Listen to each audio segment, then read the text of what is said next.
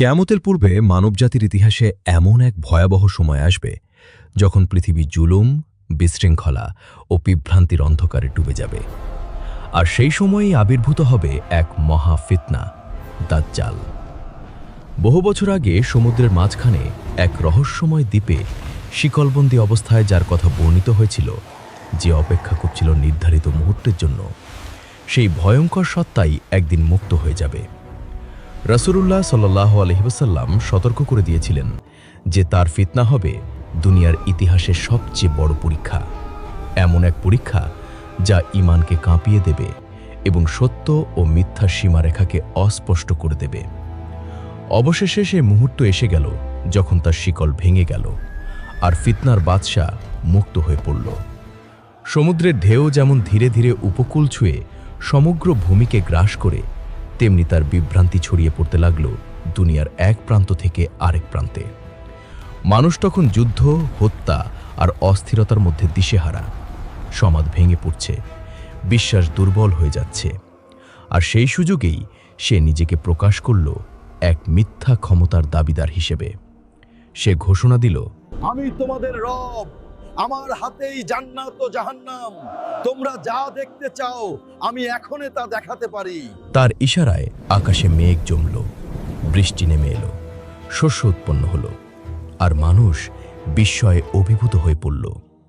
সে মানুষকে দেখাতে লাগল এক মনোমুগ্ধকর উদ্যান, প্রবাহিত নদী, আর বলল, এটাই জান্নাত, যা কেবল আমার আনুগত্যকারীদের জন্য। আবার সে দেখালো প্রজ্বলিত আগুন আর বলল, এটাই জাহান্নাম, যেটা থেকে রক্ষা পাওয়ার একমাত্র উপায় আমার অনুসরণ করা। কিন্তু রাসূলুল্লাহ সাল্লাল্লাহু আলাইহি ওয়াসাল্লাম পূর্বেই জানিয়ে দিয়েছিলেন যে তার সঙ্গে যা জান্নাত হিসেবে থাকবে তা প্রকৃতপক্ষে জাহান্নাম, আর যা জাহান্নাম বলে দেখাবে সেটিই হবে প্রকৃত জান্নাত। তবুও তার জাদুময় প্রতারণায় অসংখ্য মানুষ বিভ্রান্ত হয়ে পড়বে। হাজার হাজার মানুষ তার মিথ্যা প্রতিশ্রুতিতে ঈমান এনে তাকে নিজেদের রব বলে স্বীকার করবে আর সত্যকে ভুলে যাবে। বিশ্বজুড়ে তখন এক প্রশ্ন ঘুরপাক খেতে থাকবে, যদি এই ব্যক্তি সত্যিই সেই দাজ্জাল হয়, তবে কি নির্ধারিত সময় খুব কাছে এসে গেছে? নবী করিম সাল্লাল্লাহু আলাইহি ওয়াসাল্লাম যার আগমনের সতর্কবার্তা দিয়েছিলেন, তবে কি ঈসা ইবনে মারিয়াম আলাইহিস সালামের অবতরণের সময়ও নিকটে? যখন দাজ্জাল জানতে পারল যে ঈসা ইবনে মারিয়াম আলাইহিস সালাম দুনিয়াতে আগমন করবেন, তখন তার চেহারার রং বদলে গেল, তার অন্তরে অচেনা আতঙ্ক নেমে এলো, কারণ সে জানত তার প্রতারণার সাম্রাজ্য চিরস্থায়ী নয়। এরপর আসমান থেকে অবতরণ করলেন ঈসা ইবনে মারিয়াম আলাইহিস সালাম। সাদা ঝকঝকে পোশাকে, তার চেহারা থেকে ঝরতে থাকা পানির ফোঁটাগুলো মুক্তোর মতো ঝলমল করছিল। তার আগমন ছিল জুলুমের অবসান ও সত্যের প্রতিষ্ঠার বার্তা। মানুষ তার দিকে তাকিয়ে আশার আলো দেখতে পেল, কারণ তিনি মানুষকে হকের পথে ফিরিয়ে আনবেন, বিভ্রান্ত হৃদয়ে ঈমানের আলো জ্বালিয়ে দেবেন। তিনি ইমাম মেহেদীর সঙ্গে মিলিত হয়ে নামাজ আদায় করলেন, আর পৃথিবী যেন নতুন করে আশা ফিরে পেল।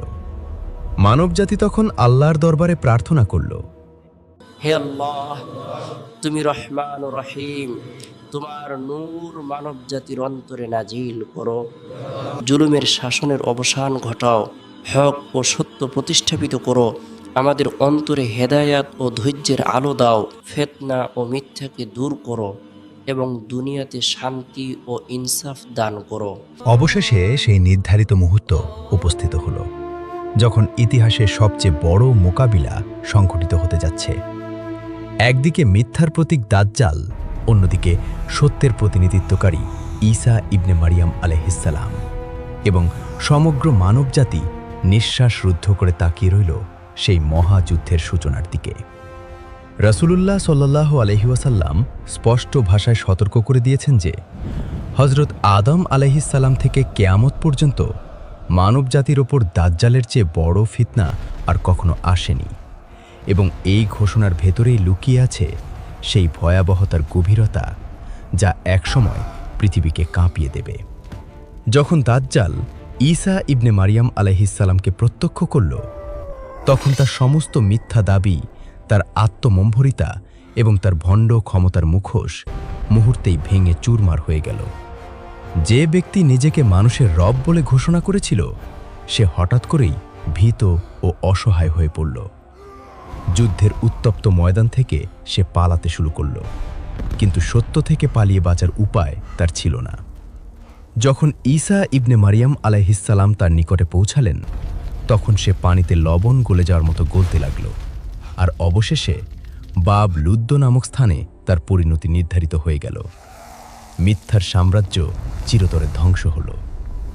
মানুষ তখন উপলব্ধি করল যে প্রকৃত উপাস্য একমাত্র আল্লাহ, তিনি ছাড়া আর কোনো ইলাহ নেই, আর সমস্ত প্রশংসা সেই মহান প্রতিপালকের জন্য, যিনি সমগ্র সৃষ্টিজগতের প্রকৃত বাদশাহ। পৃথিবী যেন নতুন করে শান্তির স্বাদ পেতে শুরু করেছিল, কিন্তু পরীক্ষা এখানেই শেষ হয়নি। এক ফেরেশতা ঈসা ইবনে মারিয়াম আলাইহিসসালামকে সংবাদ দিলেন যে আল্লাহর পক্ষ থেকে আরেকটি বার্তা এসেছে, আরেকটি নতুন ফিতনা আত্মপ্রকাশ করতে চলেছে। ইয়াজুজ ও মাজুজের প্রাচীর ভেঙে যাবে, আর তারা দুনিয়া জুড়ে ছড়িয়ে পড়বে এক তুফানের মতো, যা সামনে যা পাবে তা ধ্বংস করে দেবে। মানুষের হৃদয়ে আবারও ভয় নেমে এলো, কারণ বহু যুগ ধরে যাদের কথা শুধু শোনা গেছে, সেই ইয়াজুজ ও মাজুজ এবার বন্দি দশা থেকে মুক্ত হয়ে বাস্তবতায় আবির্ভূত হল। তারা চারদিকের উঁচু স্থান ভেদ করে দ্রুত পেরিয়ে এলো, আর পাহাড় পর্বত পেরিয়ে ঢেউয়ের মতো সমগ্র পৃথিবীকে আচ্ছন্ন করতে লাগল। মানুষ তখন বাইতুল মুকাদ্দাসের নিকটবর্তী পাহাড়ে আশ্রয় নিল, আল্লাহর ছায়াতলালে নিরাপত্তা খুঁজতে লাগল। ইয়াজুজ ও মাজুজের বিশাল বাহিনী এমন তৃষ্ণা নিয়ে এক জলাধারের দিকে অগ্রসর হল, যেন পুরো পৃথিবীর পানি পান করলেও তাদের পিপাসা মিটবে না। তারা জলাশয়গুলো শুকিয়ে ফেলল, আর তাদের পেছনে রয়ে গেল শুধু রুক্ষ ফেটে যাওয়া মাটি। তাদের জুলুম ও হুঙ্কার চারদিকে প্রতিধ্বনিত হতে লাগল, আর মানুষ অসহায় কণ্ঠে আল্লাহর দরবারে দোয়া করল, হে আল্লাহ, তুমি রহমান ও রহিম, তুমি ছাড়া আর কোনো শক্তি নেই। ইয়াজুজ ও মাজুজের জুলুম থেকে উম্মতে মুহাম্মদ সাল্লাল্লাহু আলাইহি ওয়াসাল্লামকে রক্ষা করো। তোমার কুদরতে তাদের ধ্বংস করে দাও, এবং হকের পথে অবিচল থাকা মানুষদের নিরাপদ আশ্রয় দান করো। ঈসা ইবনে মারিয়াম আলাইহিসসালামের দোয়া আল্লাহ কবুল করলেন, আর ইয়াজুজ ও মাজুজের ঘাড়ে এমন এক আযাব নাজিল করলেন, যা তাদের দেহ ভেদ করে রূহ পর্যন্ত পৌঁছে গেল। চোখের পলকে তারা সম্পূর্ণরূপে ধ্বংস হয়ে গেল, যেন তাদের তাণ্ডব ছিল এক দুঃস্বপ্নের মতো। কিন্তু তাদের মৃতদেহে পৃথিবী ভরে গেল, বাতাস দুর্গন্ধে ভারী হয়ে উঠল, পরিবেশ হয়ে পড়ল অসহনীয়।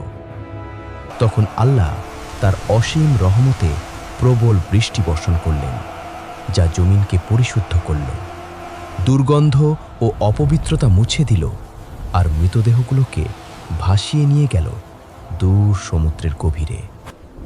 মানুষ কিছুটা স্বস্তির নিঃশ্বাস ফেলল, মনে হলো দীর্ঘ এক দুর্যোগের অবসান ঘটেছে।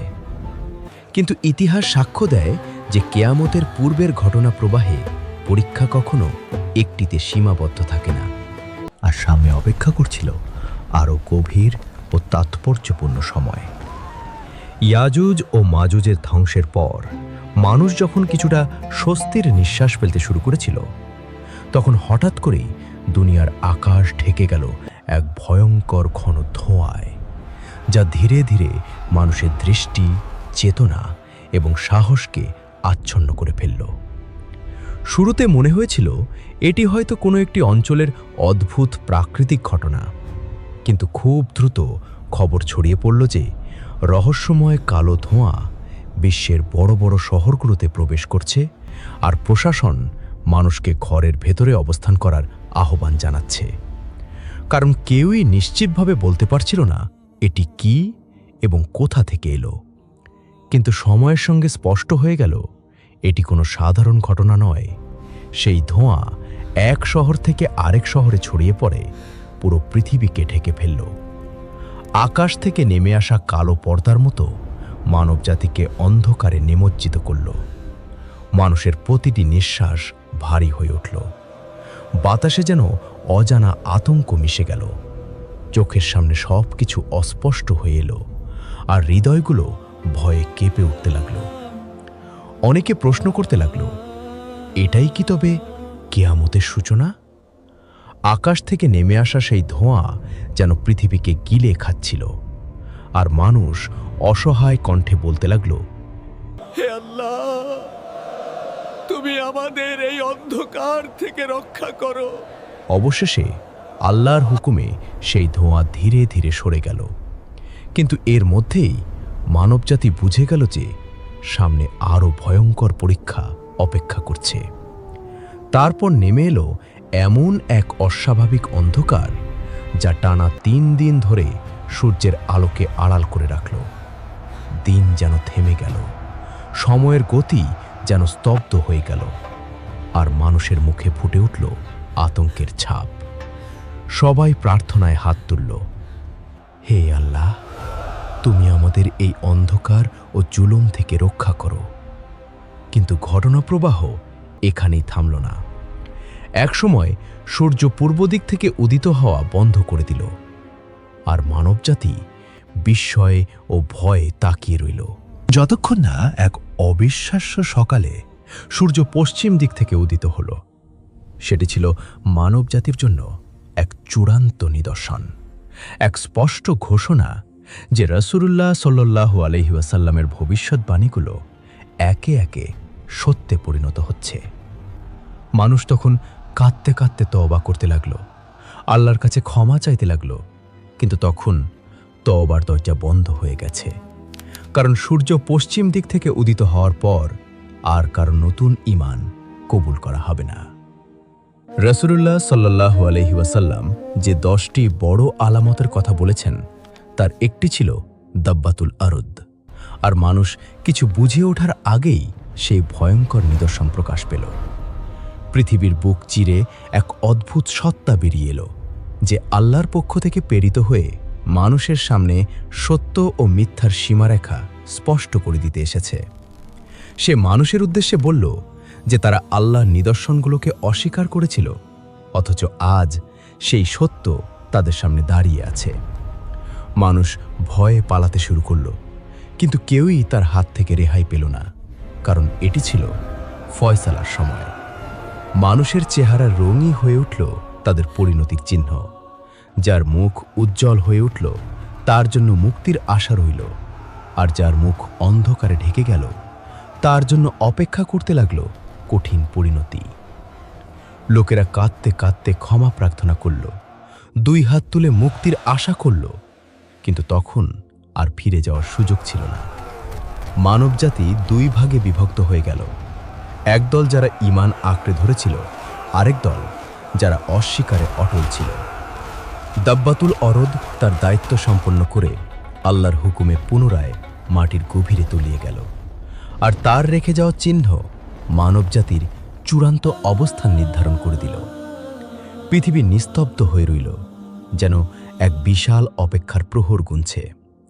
সেই নীরবতার মাঝেই এক শিশুর কণ্ঠ কেঁপে উঠল, বাবা, তোমার কি হয়েছে? তুমি তো হযরত ঈসার সঙ্গে দাজ্জালের বিরুদ্ধে যুদ্ধে অংশ নিয়েছিলেন। প্রশ্নটি যেন শুধু একজন পিতার প্রতি নয়, বরং সমগ্র মানব জাতির প্রতি। আমরা কি সত্যকে আঁকড়ে ধরেছিলাম, নাকি অস্বীকারের অন্ধকারে নিজেকে হারিয়ে ফেলেছিলাম? একসময় সেই সমাজে এমন এক প্রজন্ম তৈরি হলো, যারা নিজেদের ভুলকেও ভুল মনে করত না। সন্তান যখন পিতাকে প্রশ্ন করল, আপনি তো হযরত ঈসা আলাইহিস সালামের সঙ্গে দাজ্জালের বিরুদ্ধে লড়েছিলেন, তাহলে আজ কিভাবে এমন জঘন্য অপরাধে জড়িয়ে পড়লেন? তখন উত্তরে লজ্জা নয়, বরং বিরক্তি ঝরে পড়ল। তুমি তোমার কাজে যাও, আমাকে নিয়ে ভাবতে হবে না। এভাবেই গুনাহ ধীরে ধীরে অভ্যাসে পরিণত হল। অশৃঙ্খলতা হয়ে উঠল জীবনের অংশ, আর মানুষ নিজের ধ্বংসকে তামাশা বানিয়ে ফেলল। তারা ভেবেছিল বড় বড় নিদর্শন পেরিয়ে গেছে, পরীক্ষা শেষ হয়ে গেছে, কিন্তু প্রকৃত পরীক্ষা তখনই শুরু হলো। হঠাৎ করেই জমিন কেঁপে উঠতে লাগল। প্রথমে পূর্ব দিকে এক ভয়াবহ ভূমিকম্প দেখা দিল, তারপর পশ্চিমে আরেকটি, এবং তৃতীয়টি আরব ভূমিতে। বিশাল বিশাল ভূমিদহস ও গর্ত সৃষ্টি হল, যেন পৃথিবী নিজেই তার বুকে থাকা মানুষদের সতর্ক করে দিচ্ছে। নবী সাল্লাল্লাহু আলাইহি ওয়াসাল্লাম যে ভূমিগ্রাসের কথা পূর্বেই বলে গিয়েছিলেন, মানুষ তখন তার বাস্তব রূপ প্রত্যক্ষ করল। চারদিকে আতঙ্ক ছড়িয়ে পড়ল। কেয়ামত কি তবে খুব নিকটে? এরপর ইয়ামেনের দিক থেকে জ্বলে উঠল এক ভয়ালো আগুন, যা সাধারণ আগুনের মতো নয়। এটি মানুষকে তাড়িয়ে নিয়ে যেতে লাগলো এক নির্ধারিত স্থানের দিকে। মানুষ চললে আগুনও চলত, তারা থেমে গেলে আগুনও থেমে যেত, যেন অদৃশ্য কোনো শক্তির নির্দেশে তা পরিচালিত হচ্ছে। কেউ পালিয়ে বাঁচতে পারল না, কোথাও আশ্রয় মিলল না। এটি ছিল আত্মার চূড়ান্ত পরীক্ষা, যেখানে দুনিয়ার সব শক্তি ও অহংকার অসহায় হয়ে পড়ল। অবশেষে সেই মুহূর্ত এলো, যখন সিংগায় ফুঁ দেওয়া হলো, আর এক নিঃশ্বাসেই সব কিছু বদলে গেল। কেয়ামত সামনে এসে দাঁড়ালো।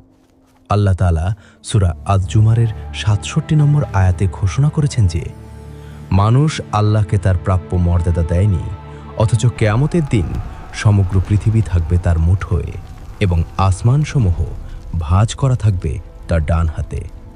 তিনি পবিত্র ও মহান, এবং মানুষ যে শিরিক করে তিনি তার ঊর্ধ্বে।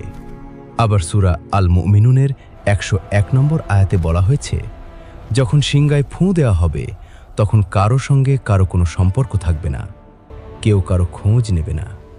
সেদিন যার পাল্লা ভারী হবে সেই সফল, আর যার পাল্লা হালকা হবে সে নিজেই নিজের আত্মাকে ক্ষতিগ্রস্ত করেছে এবং চিরকাল জাহান্নামে অবস্থান করবে। এই দৃশ্য কেবল ভবিষ্যতের কোনো গল্প নয়, বরং আমাদের বর্তমানের প্রতিচ্ছবি।